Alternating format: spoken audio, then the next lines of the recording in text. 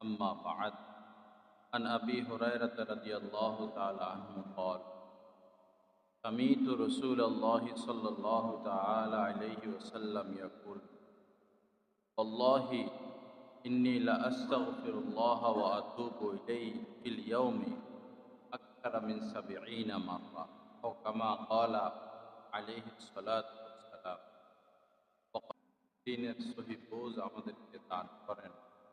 নূরওয়ালা এক জিন্দেগি আল্লাহ পাক আমাদের সবাইকে নসিব। আল্লাহ পাক বান্দার কাছে যে সমস্ত বিষয় দান, যে সমস্ত বিষয়ে বান্দার প্রতি আল্লাহ পাক বেশি খুশি হন, তার মধ্যে উল্লেখযোগ্য হচ্ছে তওবা ইস্তেগফার। আল্লাহ পাকের কাছে তওবা করা এবং মাপ চাইতে থাকা, সব সময় মাপ চাইতে থাকা।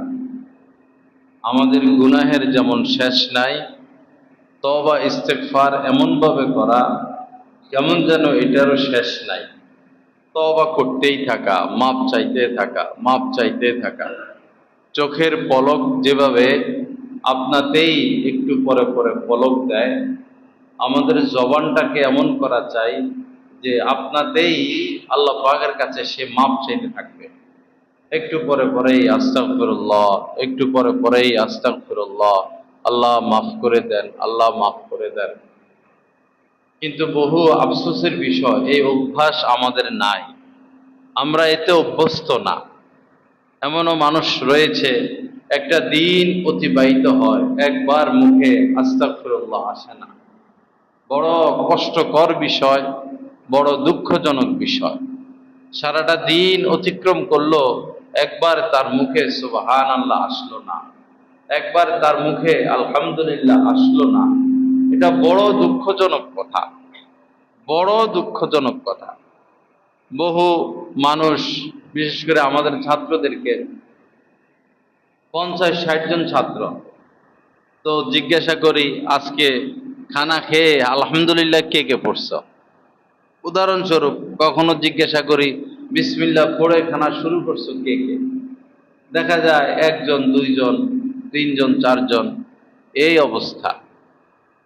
পরে আবার যখন নিয়মিত ধরা হয়, নিয়মিত খোঁজখবর নেওয়া হয়, তখন আবার ঠিক আছে, তখন আবার পড়ে। এজন্য নিজেকে কাহারো কাছে ন্যস্ত করে দেওয়া, নিজেকে কাহারো কাছে ন্যস্ত করে দেওয়া, তখন তিনি আপনার খোঁজ খবর রাখবেন, তখন তিনি আপনারও খোঁজ খবর রাখবেন। এই মহব্বত বা এই ভয় অথবা এই আতঙ্কে মানুষের আমলে জিন্দেগি নসিব হয়, মানুষের আমলে জিন্দেগি নসিব হয়। আল্লাহ আমাদের সবাইকে তৌফিক দান করেন।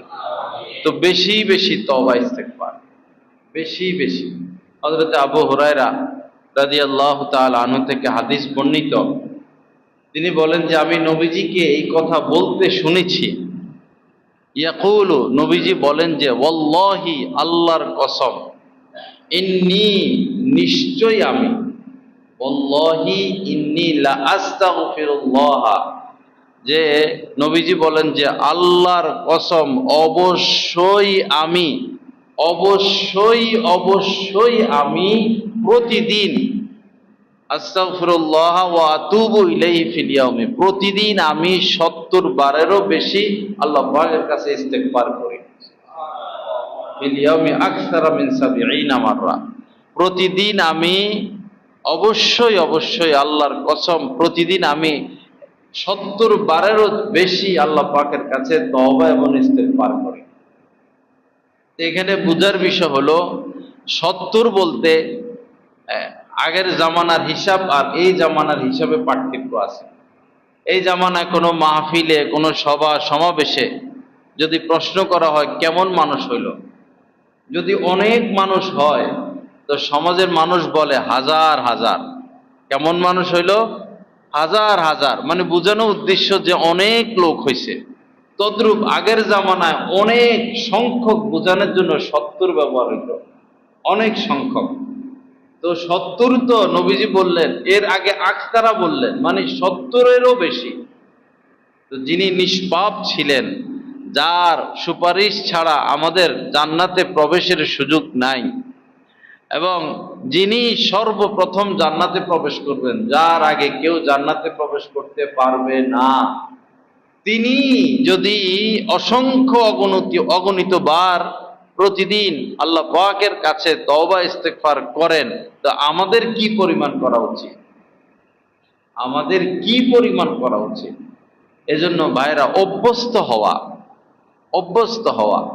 অভ্যাস গড়া, ভালো ভালো অভ্যাস, সুন্দর সুন্দর অভ্যাস, আখিরাতমুখী অভ্যাস। আমাদের অভ্যাসগুলো হবে আখিরাতমুখী, দ্বীনমুখী, আখিরাতমুখী, দ্বীনমুখী, সুন্নতের নূরওয়ালা অভ্যস্ত হওয়া। আল্লাহ আমাদেরকে তৌফিক দান করেন। খাওয়া শুরু করি, খাওয়া শেষ করি, একবারও আল্লাহর নাম নাই, একবারও আল্লাহর স্মরণ নাই। বড় কষ্টকর বিষয়, বড় কষ্টকর বিষয়।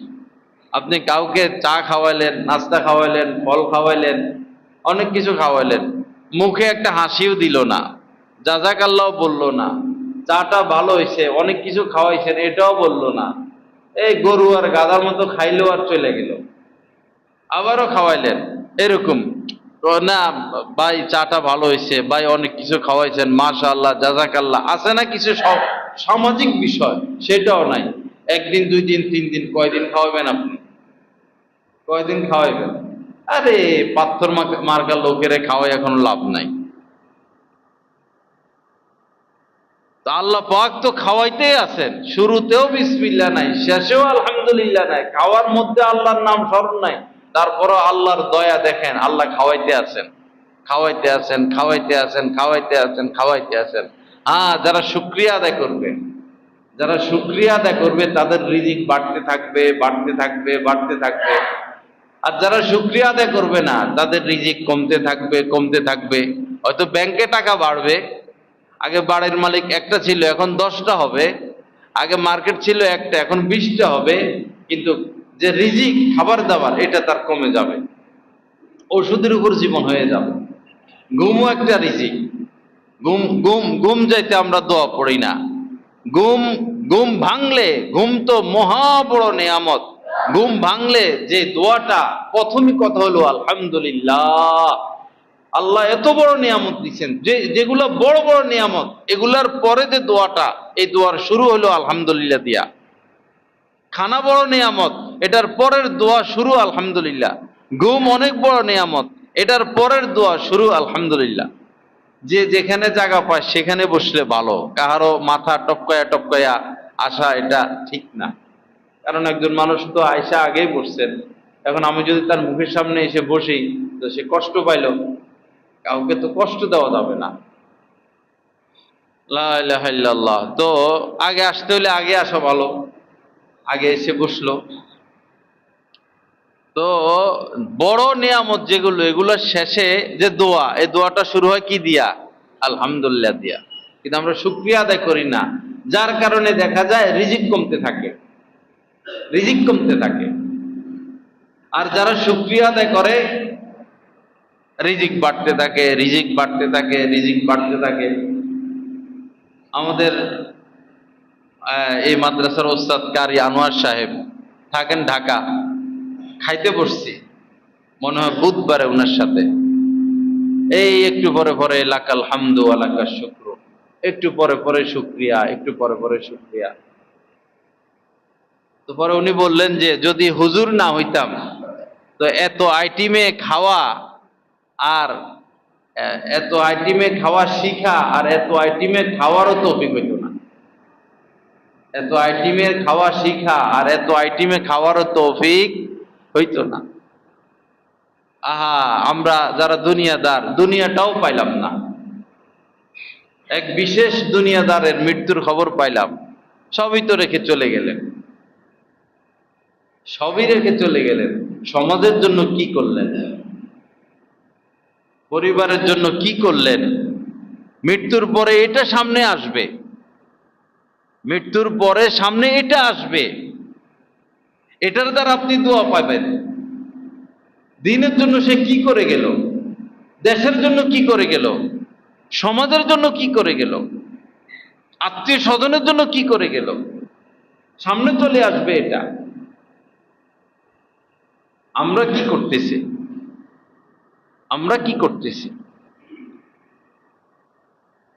রাসূল কি করেছেন? রাসূল নিজের জন্য কি করেছেন? রাসূল নিজের জন্য কি করলেন? মেয়েকে দেখতে গেলেন হযরতে ফাতেমা রাদিয়াল্লাহু তাআলা আনহাকে। তো আল্লাহ রাসূলকে দেখে তার চোখে পানি চলে আসছেন, কান্না শুরু করছেন বাবাকে দেখে, চোখে পানি। সারমর্ম বলতেছি। তো নবীজি বললেন যে, ফাতেমা কি হলো, কেন তোমার এত দুঃখ কষ্ট, কেন তুমি কাঁদতেছ? তো বললেন যে অভাব অনটন, অভাব অনটন, দুশ্চিন্তা, রোগ ব্যাধি, আরো কিছু কথা বলছেন। এর আগে তিনি গিয়েছিলেন দাসী আনতে, হযরতে ফাতেমা রাদিয়াল্লাহু তাআলা আনহা রাসূলের কাছে দাসী আনতে গেছেন। দাসী ছিল, দাসী একটা নয় 10টা দিতে পারতেন, তিনি মদিনার বাদশাহ। নবীজি বললেন, ফাতেমা এর চেয়েও দামি কিছু দিব? দেখেন, এর চেয়েও দামি কিছু দিব। 5 জন সন্তান, তার সন্তান লালন পালন করা। ওই সময় তো এত আপডেট ছিল না, কুয়া থেকে পানি আনতে হইতো, খানা পিষতে হইতো, গম পিষতে হইতো, হাতের মধ্যে ঠোসা ফুটে গেছিল, কুয়া থেকে পানি উঠাইতে উঠাইতে বুকের উপরে দাগ পড়ে গেছিল। অথচ মদিনার বাদশার মেয়ে, মদিনার বাদশার মেয়ে, শ্রেষ্ঠ নবীর মেয়ে। পরে বললেন, দাসীর থেকেও কি বড় কিছু দিব? পরে যে ইয়া রাসূলুল্লাহ সেটাই দেন। তখন বলছেন যে 5 ওয়াক্ত নামাজের পরে পড়বা সুবহানাল্লাহ 33 বার, আলহামদুলিল্লাহ 33 বার, আল্লাহু আকবার 34 বার। এবার যখন দেখতে গেলেন, কাঁদতেছেন বাবাকে দেখে। পরে যখন এগুলো বলল, অভাব অনটন, দারিদ্রতা, এরপরে অসুখ, দুশ্চিন্তা, তখন নবীজি বললেন, ফাতেমা তোমার জন্য কি এটা যথেষ্ট না যে তোমার 2 ছেলে জান্নাতের যুবকদের সর্দার হবে? সন্তানদেরকে আখিরাতমুখী করছেন, সন্তানদেরকে আখিরাতমুখী করছেন। আর আমরা সন্তানদেরকে বিশাল বড় ব্যাংক ব্যালেন্স দিয়ে দেওয়ার ফিকির করি। চলবে কিভাবে এই চিন্তা নিয়ে মা বাবা ব্যস্ত। আপনার সন্তান কি কখনো আপনাকে নিয়ে ব্যস্ত হয়েছেন, আমার বাবা কিভাবে চলবে? আর আল্লাহ কি এই চিন্তা করতে বলছেন? আল্লাহ পাক তো বলছেন, নাহনু নারযুকুকুম ওয়া ইয়্যাহুম, শোনো তোমাদেরকে আমি রিজিক দিচ্ছি, তোমাদের সন্তানদেরকে আমি খাওয়াবো, তাদের রিজিকের দায়িত্ব আমার। বাচ্চাদেরকে দিন শিখাও, দিন শিখাও, সেজদা দেওয়া শিখানো, ইবাদত শিখানো, দ্বীনের লাইনে উঠানো, এটার মধ্যে মা বাবার সফলতা। আল্লাহ সহি বুঝ দান করেন। আল্লাহ পাক দ্বীনের বুঝ আমাদের সবাইকে নসিব করে দেন। তো 70 বারের উপরে নবীজি তওবা ইস্তেগফার করতেন। অন্য হাদিসে পাকের মধ্যে এসেছে, নবীজি বলেন, ইয়া আইয়ুহান নাস, হে লোক সকল, তুবু ইলাল্লাহি ওয়াস্তাগফিরুহু, আল্লাহ পাকের কাছে তওবা করো এবং তার কাছে মাপ চাও, ক্ষমা চাও। ফা ইন্নী আতুবু ফিল ইয়াউমি মিয়াতা মাররা, কেননা আমি প্রতিদিন আল্লাহ পাকের দরবারে 100 বার তওবা করি। প্রতিদিন আল্লাহ পাকের দরবারে 100 বার তওবা করি। যার গুনাহ নাই তিনি 100 বার তওবা করতেছেন। আল্লাহ পাক আমাদের সবার প্রতি মেহেরবানি করেন। এই জন্য এই মুখের মধ্যে ইস্তেগফার লাগাইয়া রাখা, চোখের পলক যেভাবে পড়তে থাকে, আমাদের হার্টবিট সবসময় যেভাবে, যেমন অটো আল্লাহ পাকের হুকুমে সে নড়াচড়া নড়াচড়া করতে থাকে হার্টবিট, এই জবানকেও তওবা ইস্তেগফার ওয়ালা হার্টবিট বানানো, একটু পরে পরে আস্তাগফিরুল্লাহ, একটু পরে পরে আস্তাগফিরুল্লাহ, একটু পরে পরে আস্তাগফিরুল্লাহ ওয়া আতুবু ইলাইহি। এতে তো বাবা কোনো কষ্ট নাই। এবং মাসনুন দোয়াগুলো শিখে নেওয়া, মাসনুন দোয়াগুলো, মাসনুন দোয়া তো ছোট ছোট, বাথরুমে প্রবেশের দোয়া, বাথরুম থেকে বের হওয়ার দোয়া, মসজিদে প্রবেশের দোয়া, মসজিদ থেকে বের হওয়ার দোয়া, জানাজার দোয়াটা, মৃত্যুর আগে দুই তিনটা দোয়া আছে, যখন কার রূপ বের হয়ে যাবে বুঝতেছে তখন কিছু দোয়া আছে, ওই দোয়াগুলো তো অন্তত শিখা, ওই দোয়াগুলো শিখা। খাওয়ার আগের দোয়া, খাওয়ার পরের দোয়া, ঘুমের আগের দোয়া, ঘুমের পরের দোয়া। বাবা বসে আছি কিসের জন্য, কিসের আশায়? রিজিক যেটা আশার আপনাতে আসবে। আর কারো তো কম নাই আলহামদুলিল্লাহ। গাজাবাসীদের কি আছে, রোহিঙ্গাবাসীদের কি আছে? 6 কোটির উপরে মানুষ বাস্তুহারা, এক হাত জমি নাই তাদের, কিছুই নাই। একটা রুটি পাইলে রুটি খায়, একটু খিচুড়ি পাইলে খিচুড়ি খায়, তাবুর নিচে জিন্দিগি যাপন করে 6 কোটির উপরে মানুষ। আপনাকে তো শোয়ার একটা জায়গা দিচ্ছেন আল্লাহ পাক। নিজেরা গরিব কেন মনে করব, নিজেকে বাদশা মনে করব। যার ভিতরে ঈমান আছে সে বাদশা, আর যে বাদশা ঈমান নাই সে ফকির, ফকিরের ঘরে ফকির। কারো মোহতাজ হইতে নাই, বাদশার মতো চলাফেরা, কারো পকেটের দিকে নজর থাকবে না, কারো হাতের দিকে নজর থাকবে না, কারো দানের দিকে নজর থাকবে না। সোয়াল মুক্ত জিন্দিগি করা, সোয়াল মুক্ত জিন্দিগি করা। আল্লাহ আমাদেরকে বাদশাহী জিন্দিগি নসিব করেন, আল্লাহ পাকের সাথে তাআল্লুক নসিব করে দেন, আল্লাহ পাকের সাথে গভীর নিবিড় মোহব্বত আল্লাহ পাক আমাদেরকে দান করেন। তো বেশি বেশি তো মাসনুন দোয়াগুলো শিখে নেওয়া। জানাজার দোয়াটা, আহা, 1 লক্ষ মানুষ জানাজা পড়ে, 10 জন মানুষ নাই জানাজার দোয়াটা পারে। পরে ঝগড়াটা আবার পারে, ঝগড়া শুরু হয়ে যাবে, জানাজা শেষ হইতে না হইতে বস ঝগড়া শুরু করে দিব কেউ কেউ। জানাজার দোয়াটা তো শিখবো, জানাজার ফরজ কি সেটা তো আমরা জানবো। 4 তাকবীর ফরজ, এটা বলতেই হবে।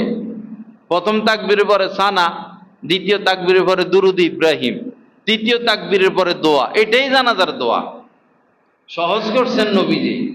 এটাই দোয়া, আল্লাহুম্মা গফির লিহাইয়িনা, আল্লাহ যত জীবিত মানুষ আছে আমাদের মধ্যে সবাইকে মাফ করে দেন, অমাইয়িতিনা, এবং যত মৃত মানুষ আছে সবাইকে মাফ করে দেন। জানাজার দোয়ার অর্থ যদি তারা বুঝতো তো জানাজার নামাজের পরে মুনাজাত নিয়ে ঝগড়া করতো না। বুঝে না তো? এটাই তো দোয়া, আল্লাহুম্মা গফির, আল্লাহ আপনি মাফ করে দেন, লিহাইয়িনা ওয়া মাইয়িতিনা ওয়া শাহিদিনা ওয়া গায়বিনা, যারা উপস্থিত আছে, যারা অনুপস্থিত আছে, যারা জীবিত, যারা মৃত, আপনি সবাইকে মাফ করে দেন। ওয়া যাকারিনা ওয়া উনসানা, আমাদের মধ্যে যারা পুরুষ তাদেরকেও মাফ করেন, যারা মহিলা তাদেরকেও মাফ করেন। কি জামে মানে দোয়া। আল্লাহুম্মা মান আহইয়াইতাহু মিন্না ফাআহইহি আলাল ইসলাম, আল্লাহ আমাদের মধ্যে যাদেরকে আপনি জীবিত রাখবেন ইসলামের উপরে রাখিয়েন। কি সুন্দর দোয়া। আল্লাহুম্মা গফির লিহাইয়িনা ওয়া মাইয়িতিনা ওয়া শাহিদিনা ওয়া গায়বিনা ওয়া যাকারিনা ওয়া উনসানা, আল্লাহুম্মা মান আহইয়াইতাহু মিন্না ফাআহইহি আলাল ইসলাম ওয়া মান তাওয়াফাইতাহু মিন্না ফাতাওয়াফাহু আলাল ঈমান, আল্লাহ আমাদের মধ্যে যাদেরকে আপনি নিয়ে যাবেন ঈমান সহকারে নিয়ে যাবেন। শেষ দোয়া, কি সুন্দর দোয়া। প্রয়োজনে পকেটে লিখে রাখবেন, আপনার অফিসের টেবিলের উপরে রাখবেন, একটা মাসনুন দোয়ার কিতাব রাখবেন, দোয়াগুলো লিখে লিখে রাখবেন, পকেটে রাখবেন। গাড়িতে বসে আছেন দোয়াটা বাইর করলেন, রিক্সায় বসে আছেন দোয়াটা বাইর করলেন, এমনি কাজ নেই বসে আছেন, একটা দোয়া 1 সপ্তাহ 10 দিন 15 দিন টার্গেট নিয়ে একটা দোয়া শিখা শুরু করলে কোনো কঠিন বিষয় না তো। আল্লাহ আমাদের সবাইকে তৌফিক দান করেন, আল্লাহ পাক আমাদেরকে হিম্মত দান করেন। কমসে কম যে দোয়াগুলো আমি বললাম এগুলো শিখে নেওয়া, কমসে কম। আজান হয়, আজান হয়, আজানের চেয়ে সুন্দর ধ্বনি আর কি দুনিয়াতে। কাতারে বিশ্বকাপ আয়োজন করছিল, তো যখন আজান শুরু হইতো সারা দেশে আজান, খুব মধুর কণ্ঠে, তো মানুষ এই যারা বিধর্মী, কখনো আজান শুনে নাই, তারা হতভম্ব হয়ে যেত, কি এই আওয়াজ আসতেছে, কিসের আওয়াজ আসতেছে সারা দেশ থেকে। তারা স্তব্ধ হয়ে যেত, শুনতো, ওদিকে আগাইয়া যাইত, আজান শুনে সেদিকে আগাইয়া যাইত। আর আজানের এই নিয়ামত আমাদের, আমরা ওই পানওয়ালা পান খায়, চাওয়ালা চা খায়, কফিওয়ালা কফি খায়, ব্যবসায়ী ব্যবসা করতেছে, রান্না বান্নাওয়ালা রান্না বান্না করতেছে, কথাবার্তা। সালামের সময় কথা বলতে হয়, সালামের সময় তো চুপ থাকতে হয়, সালামের জবাব দিতে হয়।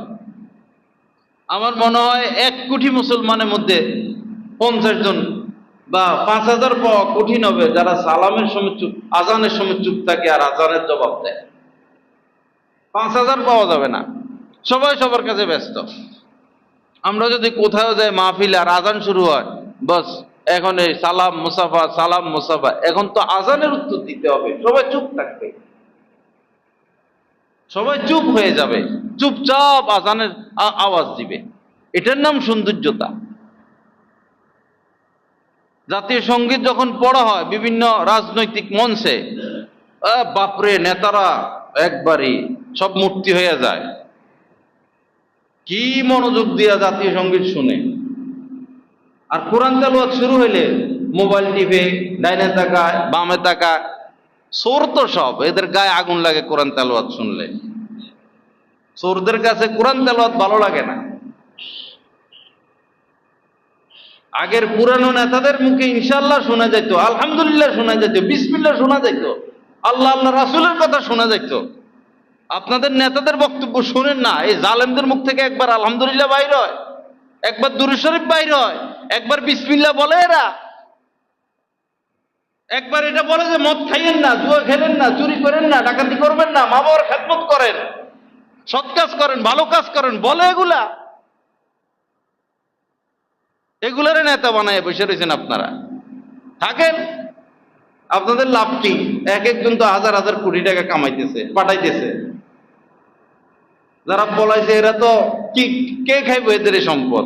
হাজারের উপরে, একবারই গ্যারামিনা নেতা যেটা, এটারও হাজারের উপরে, 1000 কোটি টাকার উপরে মালিক। আপনাদের লাভ হইল কি? আপনাদের তো কলিজের মধ্যে ছুরি মেরা চলে গেছে।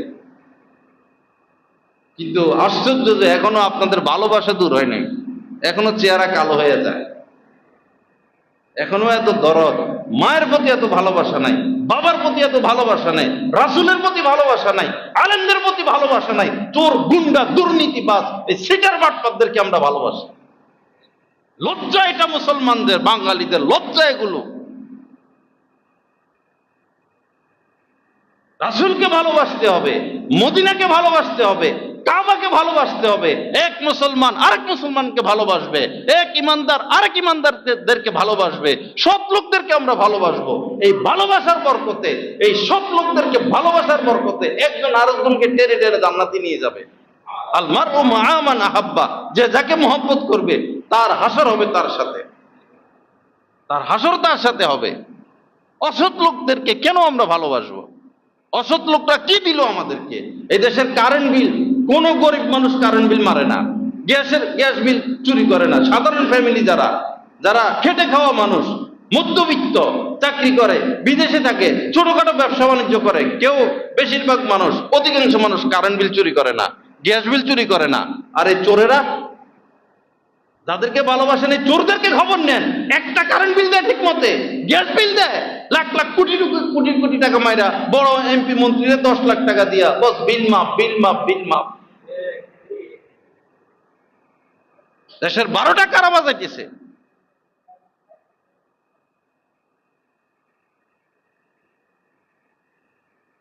আস্তাগফিরুল্লাহাল্লাযী লা ইলাহা ইল্লা হুয়াল হাইয়ুল কাইয়্যুম ওয়া আতুবু ইলাইহি। আল্লাহ আমাদেরকে মাফ করেন, আল্লাহ পাক সহিহ বুঝ দান করেন, আল্লাহ পাক দেশকে ভালোবাসার তৌফিক দান করেন। রাজনৈতিকভাবে আগে দেশকে ভালোবাসতে হবে, দেশের ভালোবাসা, হুব্বুল ওয়াতানি মিনাল ঈমান, দেশকে ভালোবাসা এটা ঈমানেরই একটা বিষয়। দেশের একটা পাথরকে ভালোবাসা, গাছের একটা পাতাকে ভালোবাসা, দেশের একটা বালুকে ভালোবাসা, দেশের 1 ফোঁটা পানির প্রতি ভালোবাসা রাখা কর্তব্য। দেশকে ভালোবাসা কর্তব্য, দেশ গড়া কর্তব্য। দেশ নিয়ে চিন্তা করা কর্তব্য, দেশের অভাবী গরিব গরিব দুঃখী মানুষকে নিয়ে চিন্তা করা, ফিকির করা। এটা এমন এক দেশ যে দেশে এখনো বহু মানুষ আছে কারেন্ট পায় নাই, বহু এলাকা আছে এখনো কারেন্ট যায় নাই, এমন এক দেশ। এইভাবে দেশ পরিচালনা করতেছে আমাদের নেতারা। বিদ্যুৎ পৌঁছাইতে পারলো না, ভালো খাবার পৌঁছাইতে পারে না, ভালো পরিবেশ দিতে পারে না। সৌদি আরব উমরা করে আসে মানুষ, এক জামা পরে 15 দিনে উমরা করে চলে আসে, জামা ময়লা হয় না। আর আমরা জামা একটা একদিন গায়ে দিতে পারি না। হাজার হাজার অসুখ। এই দেশের যত মানুষ, এই দেশের মানুষ যত টাকা কামায় সব চলে যায় হাসপাতালে, সব চলে যায়, বেশিরভাগ চলে যায় চিকিৎসা ক্ষেত্রে। কারণ বাতাস খারাপ, পানি খারাপ, খাদ্যদ্রব্য খারাপ। এগুলো সংশোধনের দায়িত্ব কাদের?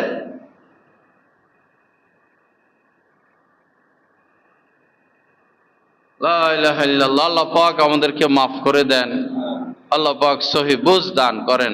একজন নেতার কিছু গুণ থাকতে হবে, একজন নেতার গুণ থাকতে হবে। যেমন নেতা ছিলেন হযরত ওমর। খেলাফতের দায়িত্ব পাওয়ার পরে আর কোনোদিন ঘুমান নাই। দেখেন নেতার গুণ। খেলাফতের দায়িত্ব পাওয়ার পরে আর তিনি ঘুমান নাই। দিনের বেলা রাষ্ট্র পরিচালনা করতেন, আর রাতের বেলায় দূর দূর পর্যন্ত চলে যাইতেন, মানুষের খোঁজ খবর নিতেন, নিজ চোখে দেখতেন। রাষ্ট্র পরিচালনা শিখে গেছেন। একবার বহু দূর চলে গেলেন, মরুভূমি, দেখলেন যে আরো দূরে মিটি মিটি আলো জ্বলে আর কান্নার আওয়াজ আসতেছে। একা একা এই রাতের গভীরে চলে গেছেন, যায় দেখলেন যে তাঁবুর ভিতরে একজন মহিলা কাঁদতেছেন, আর তাঁবুর বাইরে একজন মানুষ বসে আছে। কি করবে? কি হয়েছে ভাই? কোনো সাহায্য করতে পারি? ভাই কথা বলতে ডিস্টার্ব করবেন না, আপনার কাজে আপনি যান। উনি যে খলিফা, এই খবর তো ওই লোকের নাই। সে আরো বিরক্ত হচ্ছে, ভাই যদি আপনার কোনো সহযোগিতা করতে পারি করব। আপনারা কে, কোথায় যাচ্ছেন, কেন আসছেন? পরে বললো যে আমরা খলিফার কাছে আসছি, আমরা অনেক অভাবে আছি, কষ্টে আছি, আমাদের দিন কাটে না, সাহায্যের জন্য আসছি। আমার স্ত্রীর প্রসব ব্যথা উঠছে, সে কাঁদতেছে। অর্ডার দিতে পারতেন তিনি, এই করো সেই করো ওই করো, না, দৌড়ায়া যে আপনারা একটু অপেক্ষা করেন। ঘরে গেছেন, স্ত্রী ঘুমায় গেছে, স্ত্রীকে জাগাইছেন, বলছেন বিষয়টা, একজন মহিলার বাচ্চা হবে এবং তাদের কোনো খাবার দাবার নাই। তো বাচ্চা হইলে ওই জমানায় যা যা লাগে, সুই সুতা বেলেট যা যা লাগে সব নিছেন, আর বলছেন কিছু খাবারও নিয়ে নাও। এই স্বামী স্ত্রী গভীর রাত্রে মরুভূমিতে চলে গেছে। এরা হচ্ছে বাদশাহ, রাষ্ট্রপ্রধান। এই মরুভূমিতে গিয়া হযরত ওমর নিজে খানা পাকাইতেছেন আগুন জ্বালাইয়া, পনির, ঘি, খেজুর এগুলা দিয়া। আর হযরত ওমরের স্ত্রী ওই তাঁবুর ভিতরে দাত্রীর কাজ করতেছে। এই তো মুসলিম রাজা বাদশাহ।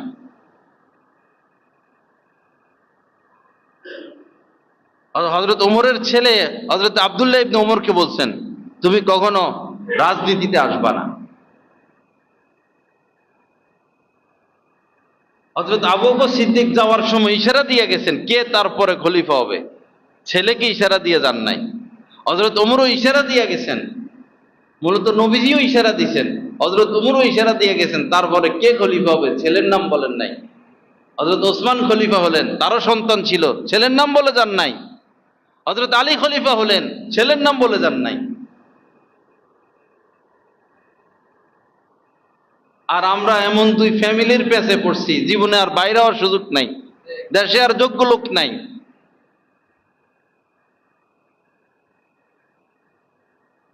হুজুরের সব কথা ভালো লাগে, এই দিকে আইলে আর ভালো লাগে না, এটা আর ভালো লাগে না। ভাই জাগানোর চেষ্টা করতেছি, যেন অনুভূতি আসে ভিতরে, যেন দেশপ্রেম আসে ভিতরে, যেন সচেতন হই, আমরা সাবধান হই, হাকিকত বুঝতে পারি।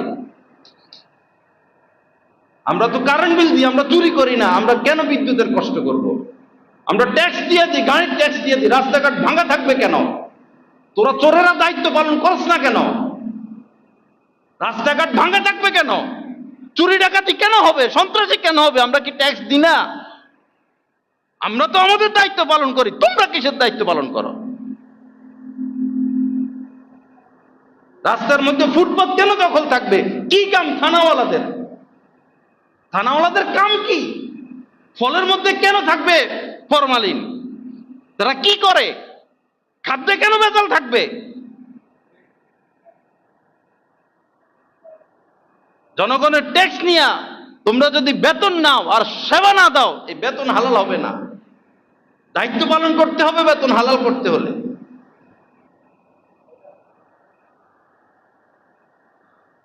আস্তাগফিরুল্লাহাল্লাযী লা ইলাহা ইল্লা হুয়াল হাইয়ুল কাইয়্যুম ওয়া আতুবু ইলাইহি। আউযু বিল্লাহি মিনাশ শাইতানির রাজীম। আউযু বিল্লাহি মিনাশ শাইতানির রাজীম। আউযু বিল্লাহি মিনাশ শাইতানির রাজীম। আল্লাহ পাক আমাদেরকে মাফ করে দেন, সহি বুঝ দান করেন।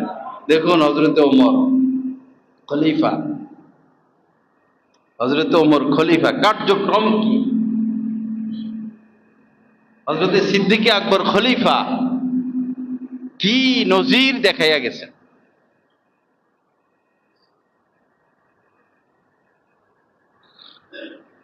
তো বলতেছিলাম তওবা ইস্তেগফার, বেশি বেশি তওবা ইস্তেগফার, বেশি বেশি তওবা ইস্তেগফার।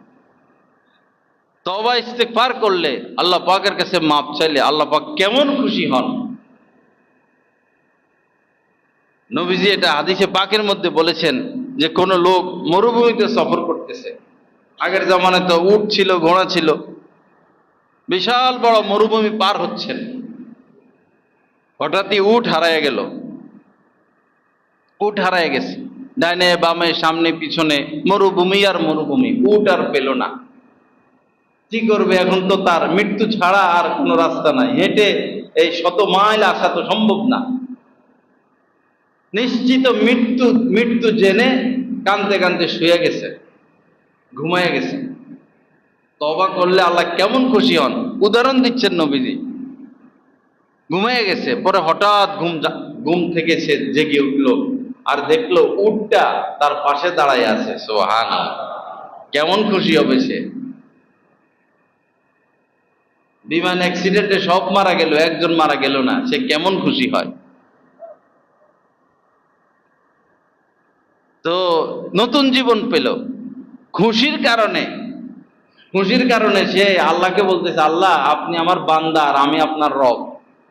খুশির কারণে মাথা ঠিক নাই, আল্লাহকে বলতেছে কি, আল্লাহ আপনি আমার বান্দা আর আমি আপনার রব, খুশির কারণে। তো নবীজি বলেন যে এই লোক নতুন জীবন পেয়ে যে পরিমাণ খুশি হয়েছে, তওবা করলে আল্লাহ পাক বান্দার উপরে এর চেয়ে বেশি খুশি হয়ে যান। তওবা এমন জিনিস।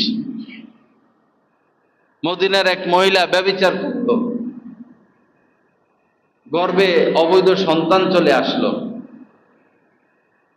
তো নবীজির কাছে নিজেই আসছেন, ইয়া রাসূলুল্লাহ আমি তো বড় অন্যায় করেছি, আমাকে শাস্তি দেন। স্বীকার করছে সে নিজে নিজে। পরে নবীজি তার অভিভাবকদেরকে ডাকালেন, বললেন তার সাথে ভালো ব্যবহার করবা।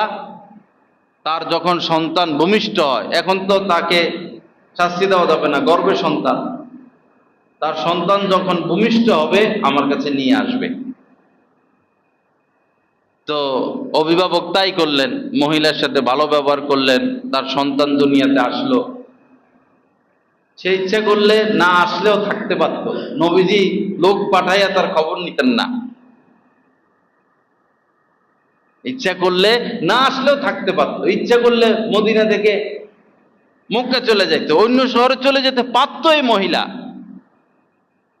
কিন্তু সে তওবা করবে, কামেল তওবা। সে পাপ করছে, আমি পাপী, আমাকে তওবা করতে হবে। নিজের সন্তান ভূমিষ্ঠ করলো, এই নিষ্পাপ বাচ্চাকে রেখে মৃত্যুর দণ্ডের দিকে স্বেচ্ছায় যাওয়া, এটা সহজ কথা না। ইতিহাসে এরকম ঘটনা এরকম ঘটনা খুব কম। বাচ্চাটা হইছে, এখন বাচ্চাকে দুধ পান করানো, তাকে লালন পালন করা, তাকে দেখা, তার সাথে খেলাধুলা করা, তাকে আদর সোহাগ করা, এই শান্তি মানুষ কোথায় পাবে? এই শান্তিকে বিসর্জন দিয়ে এই মহিলা নিজে নিজে চলে গেছেন রাসূলের কাছে। হে আল্লাহ রাসূল, আমাকে শাস্তি দেন, আমি অপরাধী। পরে শক্ত করে তার শরীরের কাপড় বাঁধা হলো, গর্ত করা হলো, গর্তেতে তাকে রাখা হলো। পরে রজম, যেটা বিবাহিত নারী পুরুষ জিনা করলে পাথর মেরে তাদেরকে হত্যা করতে হয়, পরে তার ব্যাপারে সেটাই বাস্তবায়ন হলো, পাথর মেরে তাকে হত্যা করা হলো। পরে নবীজি নিজে তার জানাজা পড়াইছেন, সুবহানাল্লাহ। হযরত ওমর বললেন, ইয়া রাসূলুল্লাহ, এই জিনাকারী নারীর জানাজা পড়াইলেন আপনি? নবীজি বললেন, ওমর, এই মহিলা এমন তওবা করেছে, এই মহিলা এমন তওবা করেছে, তার তওবা যদি মদিনার 70 জন পাপীদের উপর বিলিয়ে দেওয়া হয়, তার তওবাকে যদি 70 জন পাপীদের মাঝে বিলিয়ে দেওয়া হয়, এই 70 জন পাপীর জন্য এটা যথেষ্ট হয়ে যাবে। এমন তওবা, সে এমন তওবা করলো, তার তওবাটা এমন যে নিশ্চিত তো মৃত্যু। আল্লাহর সন্তুষ্টির আশায়, আল্লাহর সন্তুষ্টির আশায় সে নিজেকে মৃত্যুর দিকে ঠেলে দিল। আর আমাদের সমাজে কোন ঘরটা বাকি আছে যেখানে জিনা ব্যভিচার হচ্ছে না?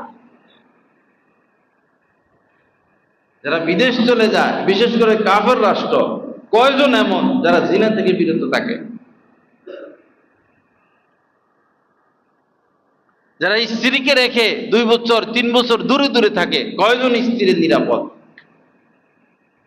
যারা মেয়েরে ঢাকা ভার্সিটি পাঠায় দেন, চট্টগ্রাম ভার্সিটি পাঠায় দেন, সেই দূরে দূরে দূরে দূরে রাজশাহী, খুলনা, মেসে থাকে, কয়টা মেয়ে নিজের সতীত্বের হেফাজত করে? আমাদের গাছতলাঘাটের একটা ছেলে কোনো এক ভার্সিটিতে পড়ে, সে আমাকে বলল যে ঈমান রাখার কোনো পরিবেশ নাই। সন্ধ্যা হইলে জোড়ায় জোড়ায় জোড়ায় জোড়ায় বাগানে বাগানে বাগানে বাগানে, কর্তৃপক্ষ এদিকে তাকায় না, যার যা ইচ্ছা করতেছে। আমরা জানালা খুলতে পারি না, আমরা ডাইনে বামে তাকাতে পারি না।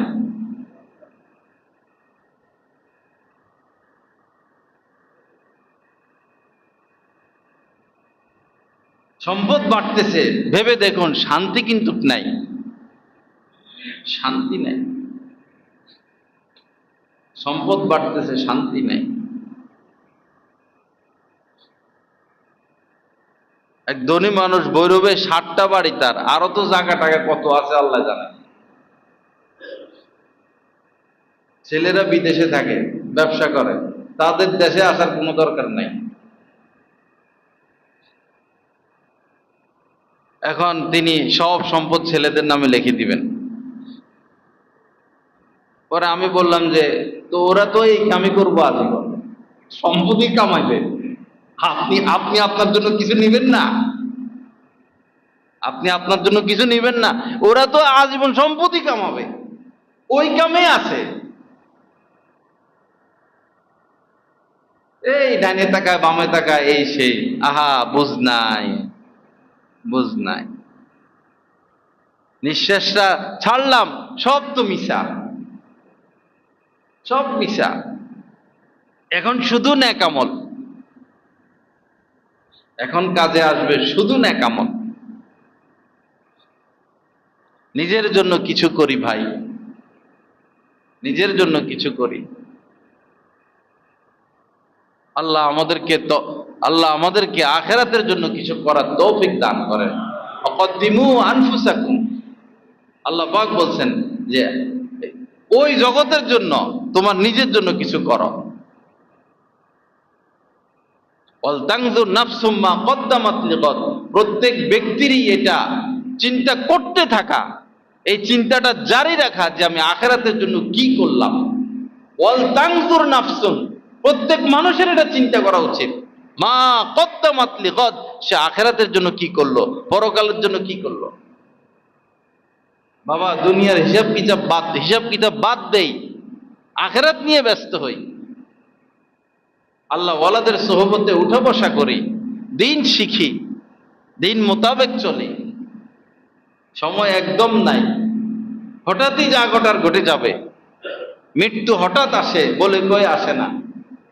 ইদা যা আজালুহুম, যখন নির্ধারিত সময়ে মালাকুল মউত তার কাছে চলে আসবে, লা ইস্তাখিরুনা সাআতাম ওয়া লা ইস্তাকদিমুন, এক মুহূর্ত সে দেরি করবে না, আবার এক মুহূর্ত আগেও হবে না, যথা সময় আপনাকে নিয়ে যাওয়া হবে। মনটাকে নরম করি ভাই।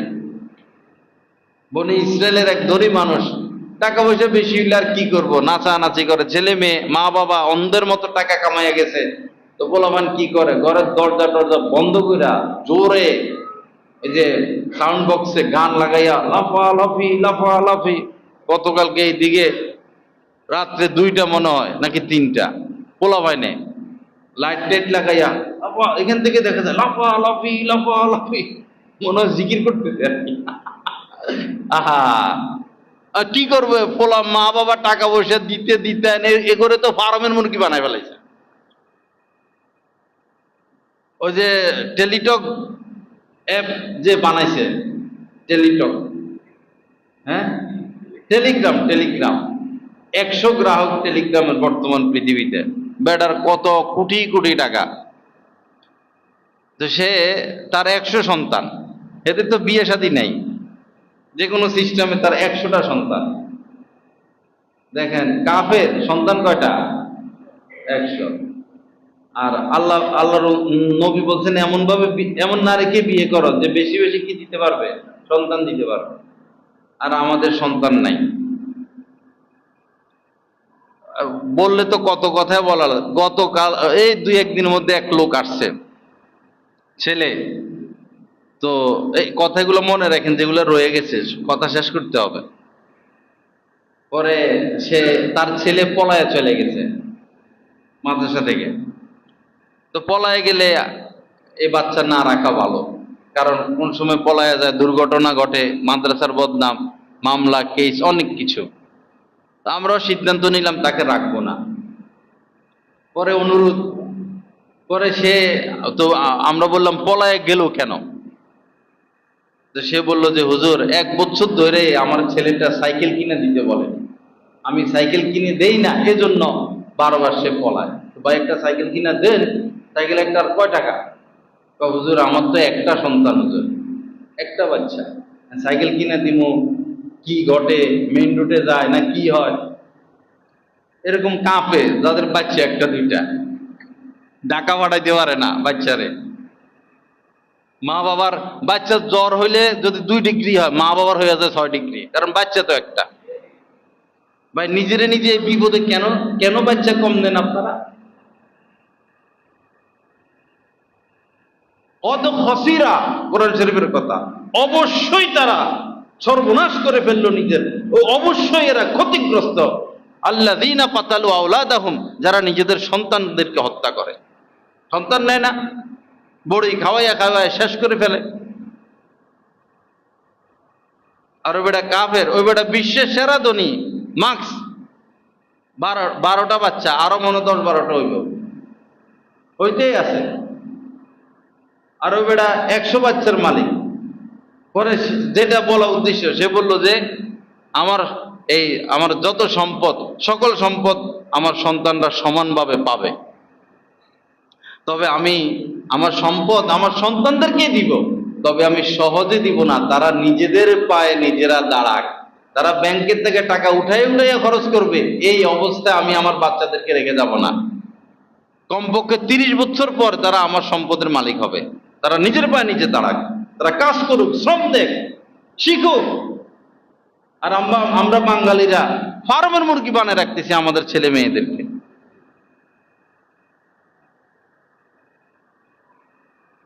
লা ইলাহা ইল্লাল্লাহ, এটা বড় ক্ষতির কথা। আমরা সন্তান কম নিচ্ছি। একটা বাচ্চা বড় হইবে, আরেকটা ছোট থাকবে, একটা বড় হবে, ছোট থাকবে। ছোটগুলারে না আদর করতে ভালো লাগে, বড়গুলা কি আর কথা শুনে? শেষ পর্যন্ত যেন 1-2টা বাচ্চা আপনার সাথে থাকে। আপনি হাসপাতালে ভর্তি, কোটি কোটি টাকার মালিক, হাসপাতালে ভর্তি, দেখার কেউ নাই। এই কোটি টাকার দাম কি? এক গ্লাস পানি দেওয়ার কেউ নাই। আর সিরিয়ালে 10টা 20টা বাচ্চা, মাশাআল্লাহ, কেউ এদিকে কেউ এদিকে, মা বাবার সাথে তো কেউ না কেউ থাকবেই। আপনি কাউকে না কাউকে পাবেন আদর সোয়াগ করতে। বাচ্চা একটা বা দুইটা চলে গেছে বিদেশ, শেষ। পরে কয়দিন পরে যাইব বউ নিয়া। তা আপনার এই জিন্দেগির কোনো দাম আছে? শেষ বয়সে মানুষকে টাকা পয়সা বাঁচায় রাখে না, শেষ বয়সে নাতি নাতনির আদরের উপর নির্ভর করে মানুষ বেঁচে থাকে। সব বিদেশে পাঠায় দেয়, সব বিদেশে পাঠায় দেয়। আল্লাহ সহি বুঝ দান করেন, আল্লাহ পাক সহি বুঝ দান করেন, দ্বীনের বুঝ দান করেন। তা আসুন ভাইরা, নানান কথা, ইচ্ছে ছিল শুধু তওবা নিয়ে কথা বলা, তওবা ইস্তেগফার নিয়ে কথা বলা। এক জায়গায় থাকতে পারি না, যেদিকে চোখ যায় সমস্যার সমস্যা, সমস্যার সমস্যা। বিশেষ করে এত সুন্দর দেশ, আহা, যারা যুদ্ধ করে এই দেশ স্বাধীন করছেন, তারা কি এজন্য স্বাধীন করছেন? বহু মুক্তিযোদ্ধা যারা এই দেশ স্বাধীন করেছিলেন, মা যাইতে দিবে না, বাবা যাইতে দিবে না, ঘরে তালা। একটা মাত্র ছেলে যাবে না, দিবে না যুদ্ধে যাইতে, মায়ের খানা বন্ধ হয়ে গেছে, বাবার খানা বন্ধ হয়ে গেছে, কান্না কাটি, দিবে না যুদ্ধের ময়দানে যাইতে। রাতের গভীরে মা বাপকে ঘুমিয়ে রাখা যুদ্ধের ময়দানে চলে গেছেন। তাদের রক্তের বিনিময়ে দেশ স্বাধীন। এই অবিচার অত্যাচারের জন্য দেশ স্বাধীন করছেন তারা।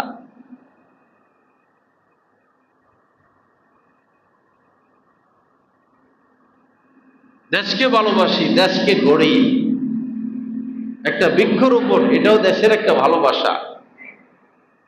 ভালো মানুষকে ভোট দেওয়া, এটাও দেশের জন্য ভালোবাসা। ভালো মানুষ তৈরি করা, কে ভালো মানুষ তৈরি করবে? একজন ইসলামের জন্য এই করবে সেই করবে, বারবার আমাকে শুধু এসে ডিস্টার্ব করে, আমি ইসলামের জন্য এই করতে চাই, আমি ইসলামের জন্য এই করতে চাই। পরে কি করবো, এক পর্যায়ে বলছে আগে নিজের মধ্যে ইসলাম আনেন, আপনার মধ্যে আগে ইসলাম আনেন, আপনি আগে ইসলাম শিখেন।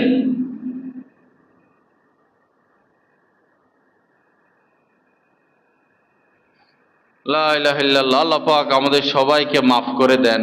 আল্লাহ পাক এই কথাগুলোর উপর আমলের তৌফিক দান করেন।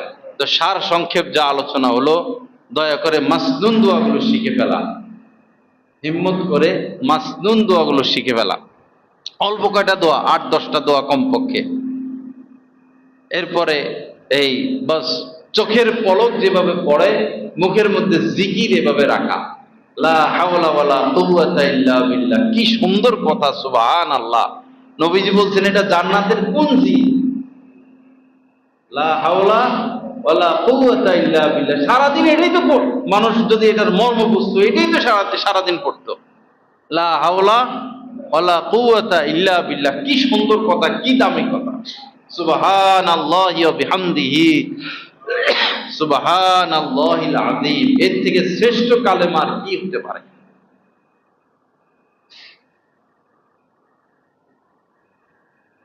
আল্লাহ আমাদেরকে মাফ করেন, সহি বুঝ দান করেন। হজে উমরা গিয়া তো এগুলা বড় বড় হজ যখন যায় তো আমাকে নেয় দোয়া করার জন্য। আমি নাম ধরেই বলি যে ওই 2 বেডি নিয়ে আলোচনা করেন না, হজে যাই আল্লাহ হস্তে শেষ করে দিছে। 2 বেডি নিয়ে কোনো আলোচনা করেন না, আল্লাহরে ডাকবেন, নজর হেফাজত করবেন, মোবাইল ছবি তোলা নিয়ে এগুলা থেকে বিরত থাকবেন। যায় ছবি তুলতে আর রাজনৈতিক আলোচনা আর টেলিভিশন, কুদৃষ্টি। হজ করে উমরা করে যা কামায়, ওই বিমান বালা এমন গজব, সরকারের মাথা এমন নষ্ট, বিশ্বের সেরা সেরা নায়িকাদেরকে আয় না বিমান বালা বানাবে। হজের পবিত্রতা লইয়া যেন দেশে মানুষ আসতে না পারে, এই শয়তান কতগুলো রাখবে বিমানে। আর আয়সা বলে হাজী সাহেব কি খাবেন স্যার, ঠান্ডা না গরম? ওই যে এক নজর তাকায়, শেষ, এক নজরে হজের নূর শেষ। আল্লাহ ওয়ালাদের সাথে হজে উমরা গেলে না, তারা বারবার সতর্ক করতো যে এগুলো করবেন না। কে সতর্ক করবে? বিশাল বড় বেলুন, বিশাল বড় বেলুন, দেখতে তো অনেক সুন্দর, একটু সুই লাগাইয়া দিলে এই বেলুনের আর কোনো দাম আছে? তামাম ইবাদতের নূর একবার যদি কুদৃষ্টি করে সব নূর শেষ। কুদৃষ্টি এত মারাত্মক, এত মারাত্মক পাপ, আল্লাহ আল্লাহ রাসূল এটা পছন্দই করেন না যে তোমাদের মধ্যে ঈমান আছে এত তো সত্ত্বেও তোমরা এই ভিন নারীর দিকে তাকাবা, এরকম সুশ্রী ছেলেদের দিকে কুদৃষ্টি করবা। এটা আল্লাহ আল্লাহ রাসূল সহ্যই করতে পারেন না, পছন্দই করেন না। আল্লাহ পাক আমাদেরকে মাফ করেন, আল্লাহ পাক সহি বুঝ দান করেন, দিন মোতাবেক চলার তৌফিক দান করেন। তো বেশি বেশি তওবা ইস্তেগফার, আস্তাগফিরুল্লাহ ওয়া আতুবু ইলাইহি, অথবা আল্লাহুম্মা গফিরলি, আল্লাহ আমাকে মাফ করে দেন। এটা সবচেয়ে সোজা সুন্দর। আল্লাহুম্মা গফিরলি, আল্লাহ আমাকে মাফ করে দেন। আল্লাহুম্মা গফিরলি, আল্লাহ আমাকে মাফ করে দেন। অথবা বাংলাতে সারাদিন আল্লাহ মাফ করে দেন, আল্লাহ মাফ করে দেন, আল্লাহ মাফ করে দেন, এই কথা বলতে বলতে কবরে চলে যাওয়া। আল্লাহ পাক আমাদের সবাইকে মাফ করেন, কবুল করেন। আমাদের আজকে এখানে মাসিক ইসলাহি বয়ান এবং জিকিরের মজলিস, ইনশাল্লাহ সবাইকে দাওয়াত দেওয়া হলো। সবাই থাকার চেষ্টা করবেন এবং নিজেরাও দোস্ত আহবাবদেরকে এই খবরটা পৌঁছায় দিবেন যে আজকে কমলপুর মাদ্রাসা মসজিদে মাসিক ইসলাহি বয়ান। আপনারা তো শুধু দিয়েই যান, মাদ্রাসাগুলোতে দিয়ে যান, কিছু তো নেন না। এই মাসিক ইজতেমায় আসলে বা বিভিন্ন প্রোগ্রামে আসলে কিছু তো দিন পাওয়া গেল। এবং জুমার পরে আমাদের সংক্ষিপ্ত একটা মজলিস হয় 10-15 মিনিটের, সেটা হইলো শুধু মহব্বতের মজলিস, আল্লাহ আল্লাহ রাসূলের মহব্বতের, সেখানেও থাকার চেষ্টা করবেন। ওয়া আখিরু দাওয়ানা আলহামদুলিল্লাহি রাব্বিল আলামিন ওয়া সাল্লাল্লাহু আলা নবিয়িল কারীম। আলহামদুলিল্লাহ, আল্লাহ পাকের দরবারে লাখো কোটি শুকরিয়া। আমাদের ভৈরব কমলপুর মাদ্রাসায় প্রতি ইংরেজি মাসের শেষ শুক্রবার বাদ এশা থেকে মাসিক ইসলাহি বয়ান অনুষ্ঠিত হয়। সকলের প্রতি দিনই দাওয়াত রইল, ইনশাআল্লাহ সবাই আসার চেষ্টা করবেন।